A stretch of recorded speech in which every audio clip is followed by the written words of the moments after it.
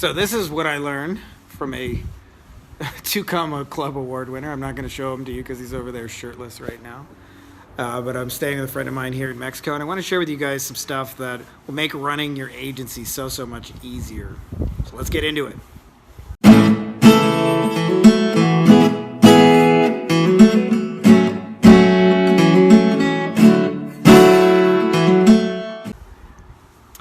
So, a friend of mine over there acting like a goof in the background with my other child, Heidi B.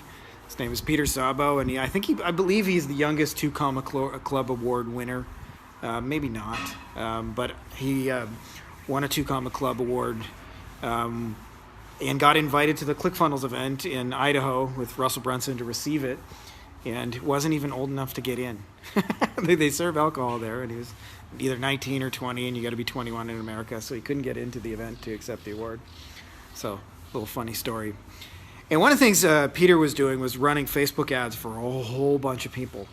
And I asked him today, I said, if there were 2 things you could look back on that you wish you knew, or a couple of things, I said one or a couple of things that you wish you knew, he'd say, the biggest thing that I struggled with was that we got really good at selling, but our churn rate was too high, meaning people stayed for 3 months and left, and often angry left, didn't just leave, but left and said, damn you and your Facebook ad service, we would never do this again.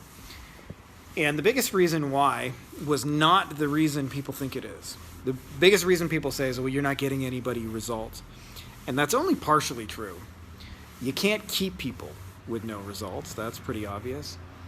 But the biggest reason people left was actually just letting on the wrong people in the first place. As he put it, a lot of people would come to us and think, oh, we already have this great idea. If we just turn on Facebook ads, we'll be rich. Zelda B sleeping on me. That's her little head there. Little baby head. And what ended up happening is, when you turn on the Facebook ads, it shows them that they have no follow-up, that their pages don't convert, that their offers are only so-so, and people are lukewarm, and they haven't figured out their targeting and all these things. And one of the big secrets that I learned in doing this is the hardest people to help, by the way, is to help people to go from 0 to 1.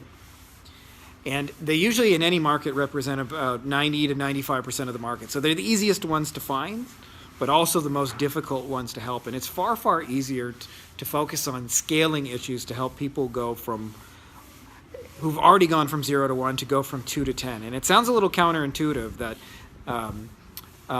going from 2 to 10 would be easier to add those extra 9 than it would be to go from 0 to 1. But in my experience, liftoff requires the greatest amount of energy and focus, and liftoff is always the hardest part of any entrepreneurial journey.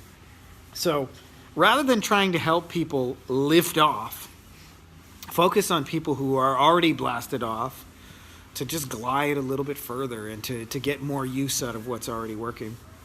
And like I said, this is something that Peter said really, changed the game for him. I'll tell you the second thing that makes a whole great deal of difference is realizing that expectations are not the be-all, end-all, and in fact, perception of results are far more important than results themselves.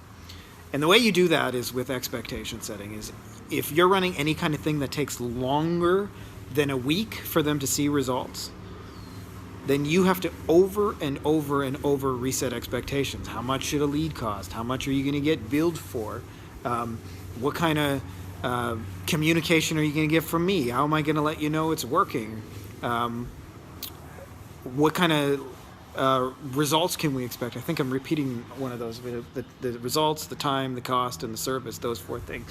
You need to over and over reset those expectations. But you do that right, and clients will stay, and you'll get people that you get to help go from 2 to 10, and you'll find it just works so much better. So those are some things that I think as well I would add. I probably wish I knew 10 to 15 years ago when I first got into this. So I hope they make your life easier in building your biz, and may the force be with you.